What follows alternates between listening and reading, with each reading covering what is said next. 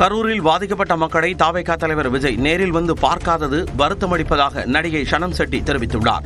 தாவேகா பிரச்சார கூட்ட நெரிசலில் சிக்கியவர்களை சந்திப்பதற்காக கரூர் வந்த அவர் இதனை கூறினார்.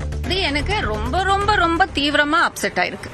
அது நான் எனக்கு உண்மையில என்ன கேட்டீங்கன்னா அவங்க இங்க வந்தா செக்யூரிட்டி ப்ராப்ளம் ஆயிடும், ஸோ போலீஸ் தான் சொல்லியிருக்காங்க கொஞ்ச நாள் கழிச்சு வாங்க அப்படின்னு எல்லாம் சொன்னாங்க. பட் என்ன நான் ஆஸ் அன் இண்டிவிஜுவல் நான் அவருடைய பிளேஸ்ல இருந்தேன்னா என்ன ஆனாலும் சரி பாத்துக்கலாம் அப்படின்னு வந்திருக்கணும். ஏன்னா என்ன பார்க்க வந்திருக்காங்கன்றது இன்னும் ஏன் வரலன்றது உண்மையில எனக்கு சரியான ரீசன் தெரியாது, உண்மையான ரீசன் எனக்கு தெரியாது. ஆனா கட்டாயம் வரணும், வருவாங்க அப்படின்ற நம்பிக்கை எனக்கு இருக்கு.